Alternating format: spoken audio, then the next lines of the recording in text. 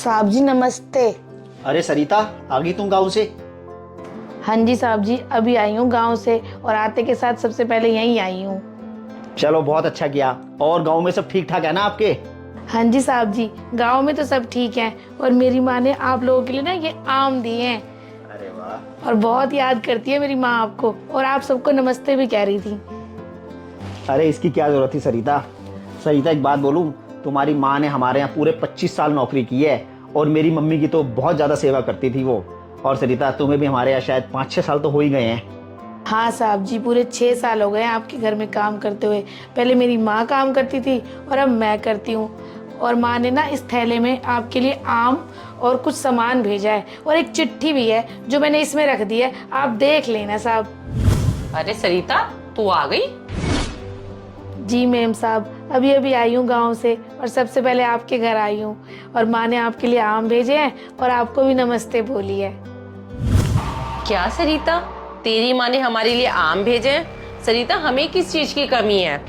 और तुझे एक बात बताऊं, हम ना हर सीजन में बहुत ही बढ़िया आम खाते हैं और ये सस्ते आम तो हम कभी सोचते भी नहीं है खाने की। मैम साहब, आप ना गलत समझ रहे हो। ये हमारे गांव के ताजे आम हैं और बहुत मीठे हैं। एक बार खा के तो देखो, मेरी माँ ने बहुत प्यार से भेजे हैं आप लोगों के लिए। हाँ डॉली, सरिता बिल्कुल ठीक कह रही है। इनके गांव के आम ना बहुत मीठे और ताजे होते हैं और ये ना केमिकल फ्री होते हैं, बिल्कुल पेड़ों से पके हुए आम होते हैं ये।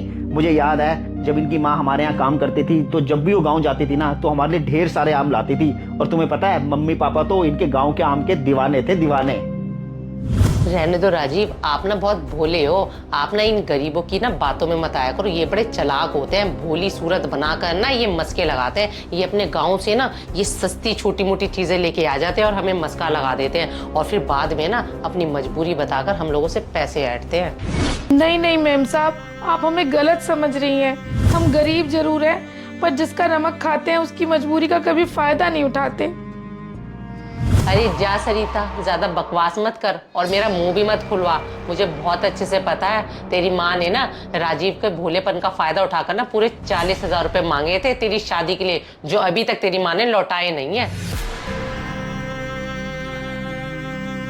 क्या डॉली, कितनी देर से कैसी कैसी बातें करी जा रही हो? तुम्हें पता है सरिता की माँ ने पूरे 25 साल हमारे यहाँ काम किया है और मम्मी पापा की कितनी सेवा करती थी इनकी माँ। डॉली, एक इंसान के काम आता है ना। क्या हो गया अगर इनकी माँ ने मुझसे 40,000 रुपए ले लिए तो?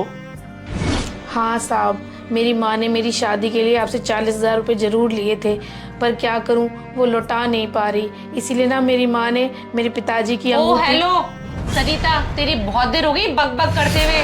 तुझे पता नहीं है हम अमीरों के पास ना ज्यादा फालतू टाइम नहीं तो तुम्हारी बकवास सुनने के लिए। अब तू जा यहाँ से, हमारा सर दर्द कर दिया तूने बक बक करके। मेरी माँ मेरी वो, चल जा यहाँ से।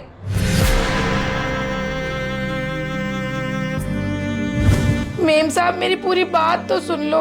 साहब जी के 40,000 रुपये लौटाने के लिए ही तो मेरी माँ ने मेरे पिताजी। अपनी बकवास बंद कर दे। इतनी देर से तू ना माँ माँ माँ करके तूने सर दर्द कर दिया है। अब तू यहाँ से चुपचाप चली जा, इससे पहले मैं तेरे को धक्के मार के घर से निकाल दूं। ठीक है, अब तू चुपचाप से चली जा, जा यहाँ से।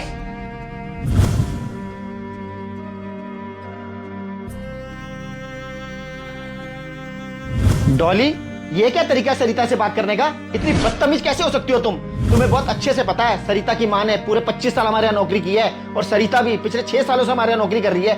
इस तरीके से बात की जाती है किसी से? क्या राजीव, आपने सरिता के पीछे मुझे गुस्सा करा? आपको पता नहीं है ये छोटे लोग बड़े चालाक होते हैं, इनके साथ ना ऐसे ही पेश आना चाहिए, समझ गए हो? मार लिए नहीं इसकी माँ ने आपके पूरे 40,000 रुपए।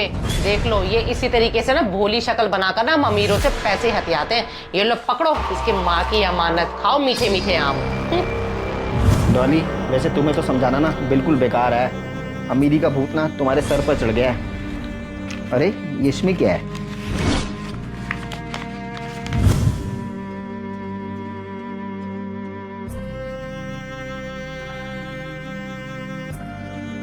साहब जी नमस्ते, आपके पैसे नहीं लौटा पा रही हूँ, इसलिए ये सोने की अंगूठी आप रख लो साहब जी। सरिता के पिताजी की है ये। धन्यवाद साहब जी। राजीव, ये क्या है आपके हाथ में? ये क्या निकला थैले में से?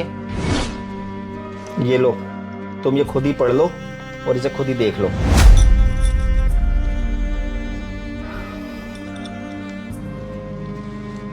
इसलिए ये सोने की अंगूठी आप रख लो साहब जी, सरिता के पिताजी की है ये। राजीव, मुझसे बहुत बड़ी गलती हो गई राजीव। मैंने सरिता को और उसकी माँ को बहुत ही भला बुरा कह दिया राजीव।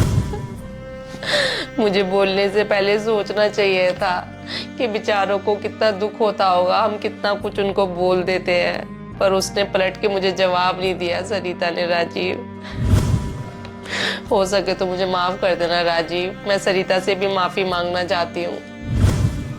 डॉली, इंसानियत से बड़ी कोई चीज़ नहीं होती है।